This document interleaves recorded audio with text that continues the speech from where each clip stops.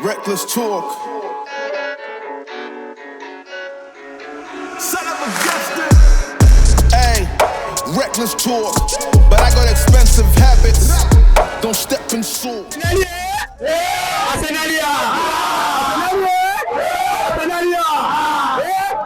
Okay, people. Morning, afternoon, evening, wherever you are. Do from Kenya Gunners TV, and we are with Kwame again from Kenya Gunners TV as well. We're basically here to bring it back. We are rewinding it, kidogo. We are bringing it back. So it's basically the Premier League. With the emotions tempered down now. Yeah, with the emotions tempered down, and actually by the happy days, because things actually turned out by the way to favor us a lot. We Arsenal fans. Yeah, so we're basically here to do a weekend recap. We're just quickly going to brush through the games that happened over the weekend. So, Yes. Kwame, the first game that we'll talk about by the is definitely our game. That was Arsenal. Yeah. Versus, actually Newcastle versus Arsenal. Yeah. Quite a controversial game. I think it's been part of the conversation that has been going on of late. Guys saying the VAR, the VAR system, not even the VAR system, the referee is actually messing up the game. Yeah. It's funny. It's funny in the sense that from all the games that I've watched this weekend, of course, definitely, even the game that just happened a couple of hours ago, that is Chelsea versus Spurs game, there are some decisions that are made that people felt like they ought not to have been the right decisions to make. But that aside, let's now just talk about the Newcastle versus Arsenal game. Actually, we were beaten by Newcastle 1-0. Our first defeat, by the way, since the Premier League started. It was a robbery, though. It was a robbery, but yeah. Yeah, it is what it is. We lost our first game. Though I felt like because I was listening, and I've been trying to listen to several pundits and guys actually have more experience when it comes to tactics and listening to different referees and whatnot. So from that goal that was given, first of all, it ought to have been ruled out. But from my understanding, from even what I had I was actually just listening to something. The rules are right now is that as long as the ball is touching the line, then that ball is still on play. So that's why they couldn't rule it out. So that's number one. Now, where it gets interesting is the pushing. The pushing and the foul, that definitely, but there was a foul. And that goal shouldn't stand because that was a foul. Actually, from what I've heard as well. The third thing is that ball actually touched the Newcastle. I'm forgetting his name. The ball touched his hand. Okay? The ball touched his hand. So that's number two. It ought to have been ruled out. Now, when it gets actually very interesting, and the reason we're actually saying by these referees are completely messing up the game. If you look at the midfield, Bruno G, the confidence that guy had towards, just fouling people and, playing wrestling around, it gets me thinking, by the way, what's wrong with these referees? Number one, could it be match fixing? Number two, could it be that the betting industry somehow by this is also messing up football? Because, we've had those claims. Number four, could it be that now Newcastle, in being the financial right now, by the that Newcastle, they're well. Arab money, oil money. Yeah, could it be that they're also compromising some of these referees? Because, just from a logical perspective, tell me, how make sense this make this make sense to me? Makes sense. Why would a player have so much confidence, okay, to knock somebody, all right, with the elbow? The VAR looks at it, doesn't give him a yellow card. Still has the confidence to go bump on Jorginho, okay, from the back, with the ball with him once the ball has already been kicked. What you see? This referee is actually messing up this game. They're messing up this game and actually cost us. I saw Mikel Arteta's press conference. The guy I've never seen by then Mikel. He was fuming, man. Normally he doesn't pick fights. He doesn't like controversy. Yeah. But I feel him because it's too much now. It's the Premier League is the best league in the world, and now when we lower our standards like that, it spoils the image of the football generally, because there should not be special treatment for Liverpool, for Man U, for Man City, for Newcastle. And you see, Arsenal has been where Man U is now for a long time. So I feel like some of these referees, they're just jealous of the new progress Arsenal has made. We never had a solid defense. We never had any strikers. Like, we had to clear out literally the whole team to replace, you see. So there's that thing about special rules for specific teams. So I think they just need to have a conference where the coaches and the football clubs and the Premier League leadership can just sit down and streamline it, because they should not just purely trust the referee, because the technology is there. So especially for the technology, where the lines can be drawn to clearly show what's happening, and somebody can play the role of specifically looking at fouls, not necessarily the referee, so that somebody who's outside of the emotion of the game is looking and can make a judgment call after hearing what the linesman, because they have the thing in the ear where they can speak to each other. So it should be somebody who's dedicated for every game, who's neutral, who can make a decision based off analyzing the videos, right? So that now if the referee has to go and see, he just gives his comments, and then the final call is on somebody who's not in the because you see, the ref is part of the emotion of the game. People will come and shout in his face. People will wave their hands. There's a lot of, and then the referee is running back and forth. He can't see everything. You see? So I feel like we need to use the technology, but have another human being behind the scenes who is watching the game, but is focused mainly on fouls. But remember, football is a contact sport, so it can't be everything is a foul. You see, sometimes if you start giving yellow cards and red cards, it will mess up the game. But you should be able to tell the difference, because, like, as you said, for example, in the Jorginho situation, he didn't have the ball. This guy just bumped into him on his back, threw him into the ground, was fouling left, right, and center, and getting away with it. So I think that's what people need to curtail. It doesn't matter whether you have home advantage. There's no reason why people should foul. That's it. So let me just say this. The reason why these things not complicated, I believe that the Premier League has all the technology, the Premier League has all the finances to make sure that they get the refereeing structure and infrastructure correct. The reason why I feel like these things actually not being executed properly, there's definitely these guys are being compromised. Because if you look at rugby, and apart from football, but I'm a very big fan of rugby as well. And I'm telling you, the rugby referees are the most professional referees that you'll ever see. And the VAR system, by the for the rugby system, is one of the best. It's very rare. It's very, very, very rare in a situation where you come across the referees in the rugby making wrong decisions.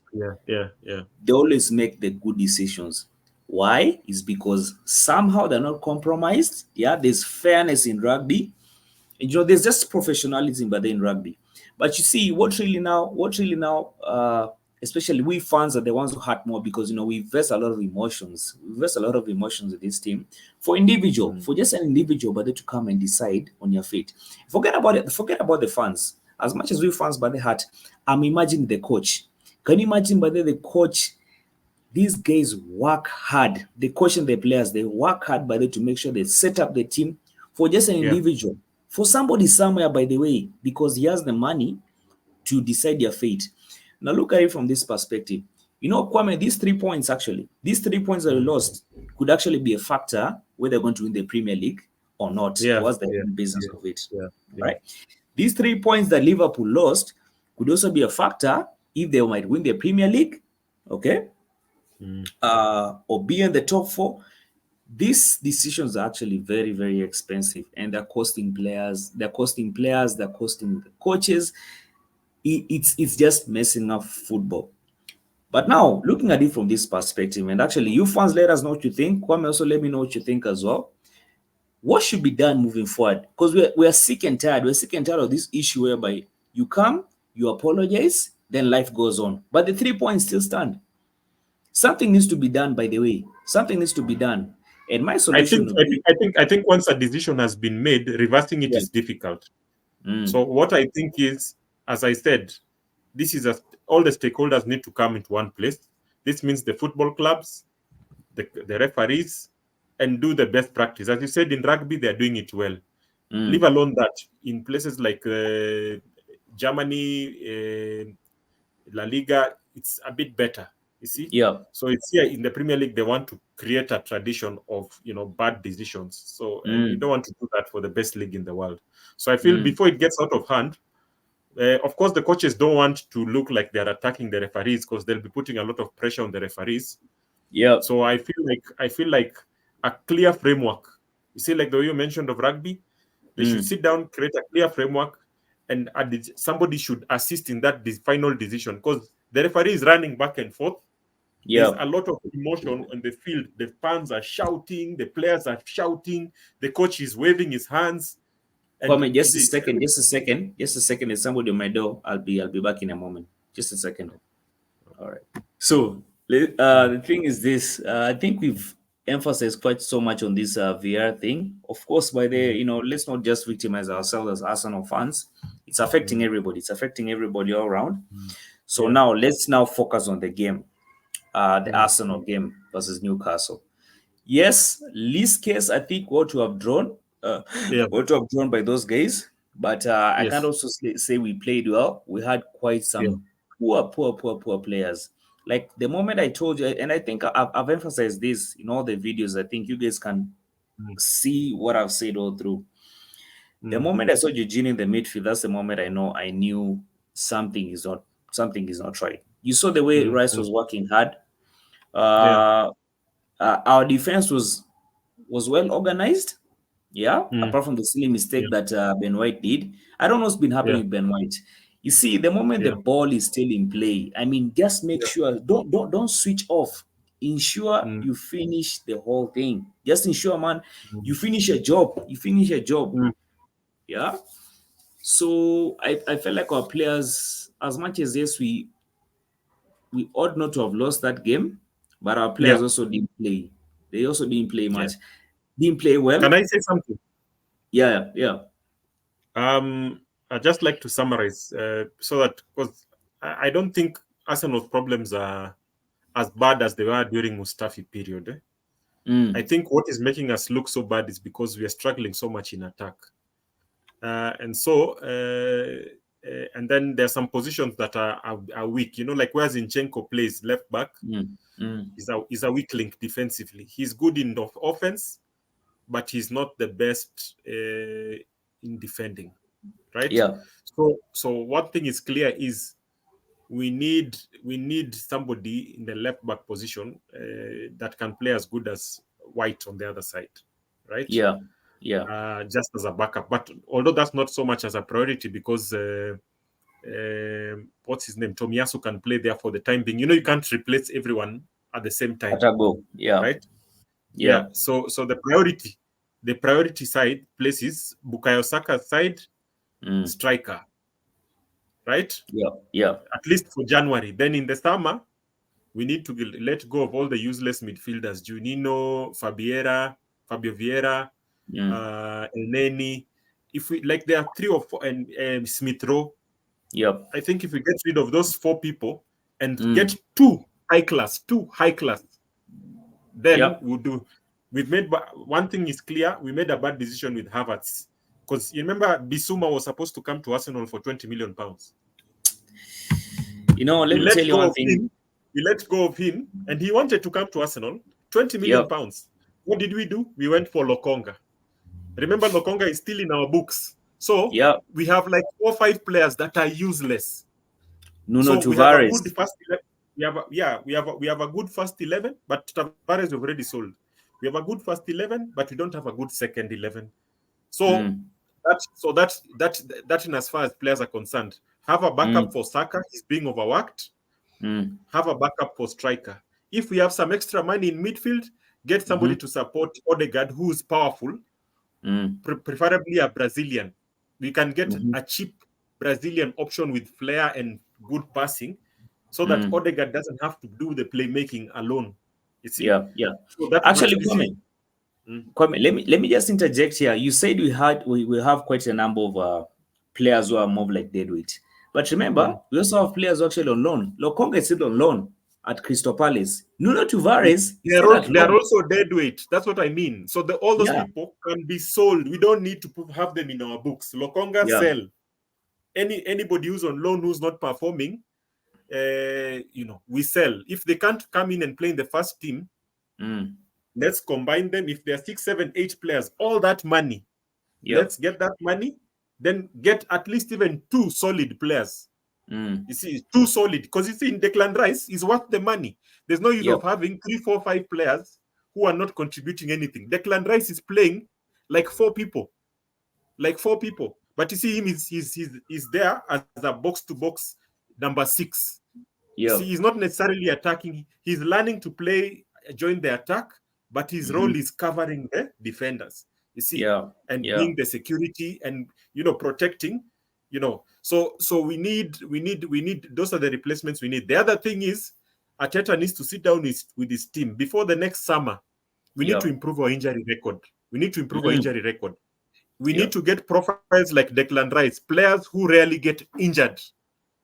There's no use of buying people cheap and they can only play half the games in the season. You see? So we need to buy a player who is world class. So for me, I don't need 100 players who are cheap and useless. Would rather even sell 7 players, get 3 solid, a Saka replacement, a striker, a midfielder, and hopefully a left back. Yeah. But the left back we can pause and wait until the next window. Because why? After 2 summers, because we already have Julian Timber, who will be okay towards the end of the season. So midfield, at right wing, and attack. Those 3 things. So back to your question, what is the main issue facing Arsenal besides VAR? We are solid defensively. If you look at the stats, we had more possession and we were playing away. So where the key issue is attack. Once our attack is fluid, like Brighton's or like Bayer Leverkusen, I feel we need to improve the attacking phase of play. Once that is done, Arsenal will be unstoppable. Because I feel like Nketiah is not good enough, and Jesus is not really. If you look at it clearly, even Jesus is not an out and out striker. He's like a false 9. He helps support the striker and he can score. But his role is more of connecting the football, connecting the play, the attacking play. But he's not like a clinical finisher like Lewandowski. He's not a clinical finisher like Aguero. So we need, and for what I don't think we need to spend 100 million in all the positions. I feel like we can use our German and Brazilian connection to get some players. Kwame, let me just cut this conversation short, and actually you need to move on to the next one. Of course, your Arsenal fans are always going to talk about Arsenal. We understand Arsenal. We're going to analyze Arsenal deeper. But remember, those are other teams that I also want us to cover that probably could equally affect, who also have an effect in terms of our chances of actually winning the Premier League as well. So things turn out quite interestingly, in the sense that number one, Aston Villa had the chance to go ahead of us. Liverpool had the chance to go ahead of us. Spurs had the chance. They are human after all. They are human. Spurs had the chance to actually widen the gap. Can I ask you something before you continue? Yep. Can we go team like game by game? Like you are going to this game and that game. Can we like for example go to discuss it, finish like that? Yes. We're going game by game. So I just want to point out that by all these teams that actually had the chance, teams that had the chance to go ahead of us and actually enlarging the gap. Liverpool, but now, Aston Villa. So now let's dissect just the way you said. Now let's dissect it team by team. let's first of all start with the Liverpool game versus Luton. One thing that the Premier League has proved to me is that you cannot write off any team. I don't know if you watched that. I don't know if you watched that game versus Luton. I don't know most of the players. I didn't watch it, but I'm looking at. I can see their stats right here. I'm seeing Liverpool had the most of the possession, but they still lost. Exactly, Liverpool. They had so many chances. Actually, I remember, by the way, what's his name, Mo Salah actually getting a chance, taking the ball outside. This guy, what's his name, Darwin Núñez, had a clear chance of actually getting the ball back in the net. I'm seeing here they are having the same problem Arsenal is having. They have had 15 shots inside the box. Luton had only 5, yet they have won 2-0. Yeah. So it was really, really funny. So Luton Town actually drew with Liverpool. In fact, if were not for Luis Diaz, trust me, these guys would have lost the game, because the guy who actually saved Liverpool was Luis Diaz. He actually scored, I think, 4 minutes to the whistle being blown. So Luis Diaz, they were going to lose the game. They're going to lose the game. I'm telling you, Luton Town gave them a run for the money. The smallest stadium in the Premier League. You can't write off any team. Now, putting that aside, we go to Aston Villa versus Nottingham Forest. Same thing. Actually, Aston Villa had 75% possession and they lost 2-0. They lost 2-0, yeah?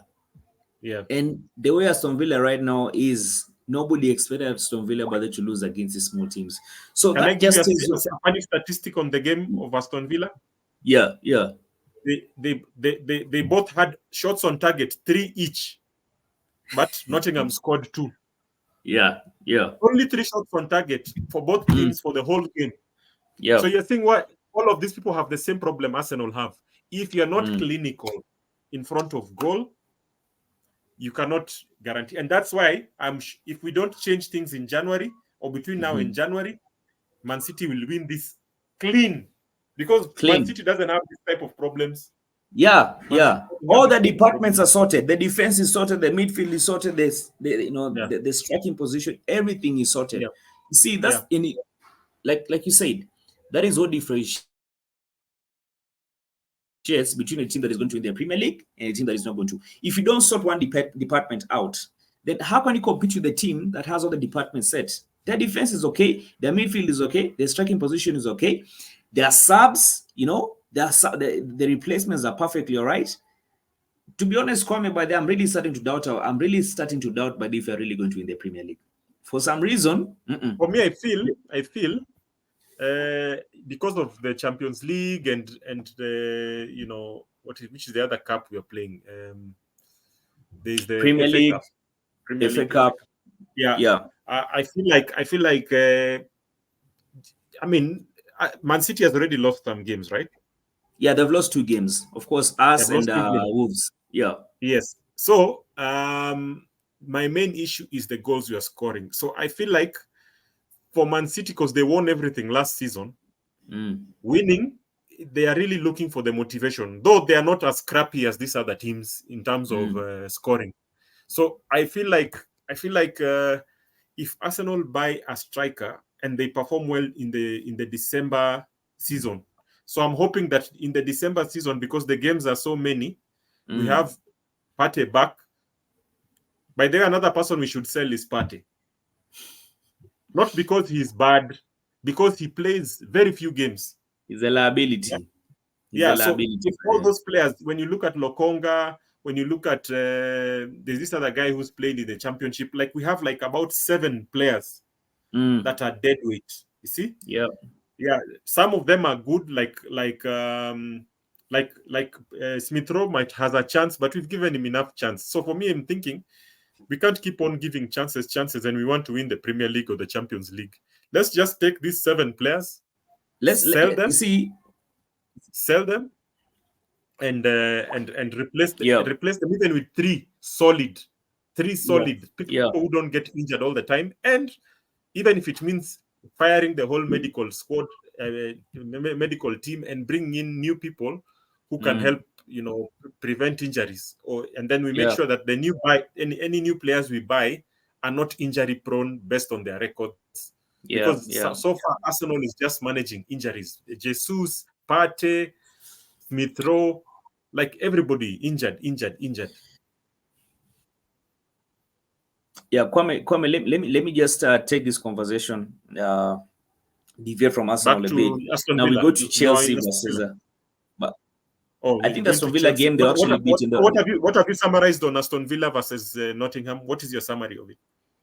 My summary is: you don't take your chances, you don't win the game. You could be such a good side, and some of these small teams never underrate them. So you need to set up and prepare your team well. So what I've learned actually, but if you're playing some of these small teams, you'd rather even have your first perfect 11, okay? Get a comfortable cushion, then now start rotating. Because if you underrate them, trust me, these guys are going to capitalize on that.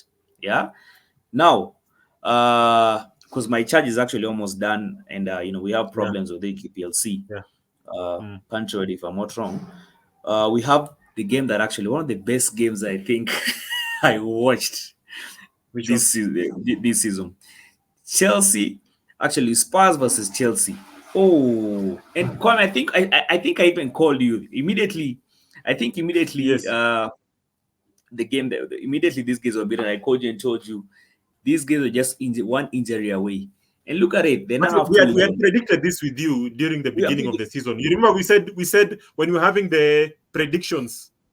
Yeah. The predictions, and we are saying, oh, let's not be hard on Arsenal because of the way we started, because all these Premier League teams are a few injuries away from losing games. And we already said it. And remember, in December, we are going to have like 5 games, like almost back to back, and we have Champions League and Europa. Man, right now already Maddison is out. Son is going to get injured. Like, it's crazy. It's crazy. So that proves one thing actually. Squad depth also Man City is determines winning the league again. Sorry to say, based on what you're saying. Yeah, just based on what I'm saying, by the way, Man City is going to win the league because the squad depth. You see, as we claim that to be having a perfect squad depth, but just like you said it, we have deadweight players.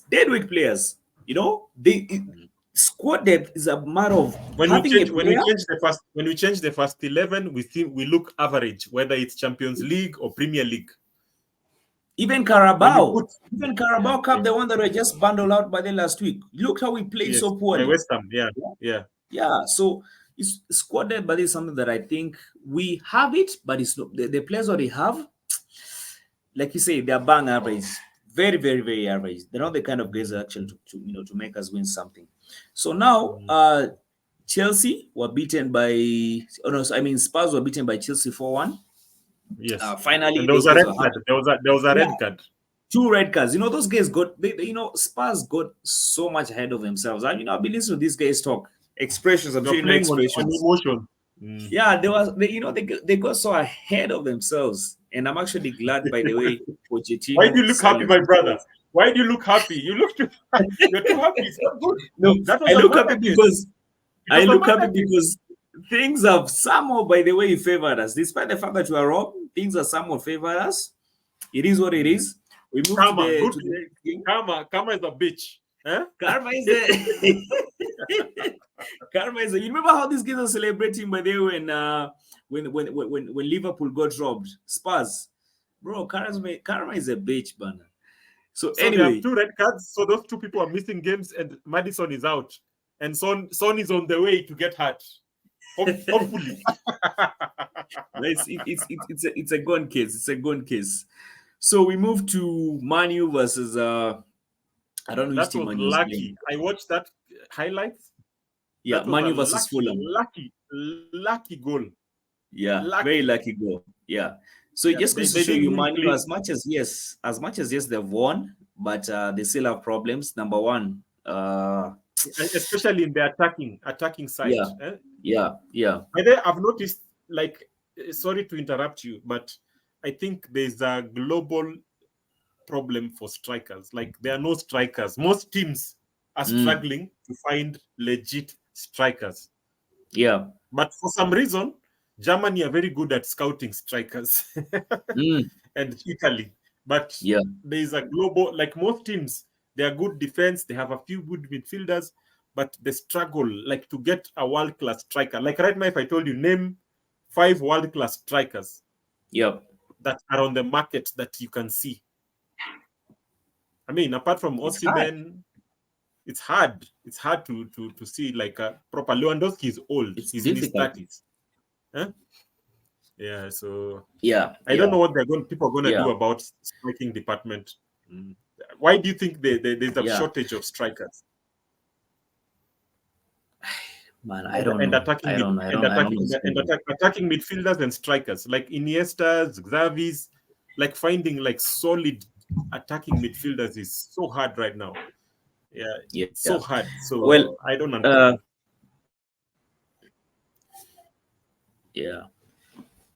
So Kwame, Man City actually but I have to quickly brush through this because my bats have actually they're almost dying actually. So let me just say this: Man City actually beat Bournemouth 6-1, so they're still top of the league. It is what it is. Sorry guys, I have to cut this short. By the conversation it was quite an interesting conversation, but I have to cut it short. We have countrywide Kenya power, man. What's wrong with these guys, man? These guys are they're just messing up the whole thing. So listen, Kwame, I have to cut this thing short before my bats actually die. So I'll be seeing you on the next one. Thank you for pulling up. What's the percentage? 2%. 2%. Sorry, man. 2%.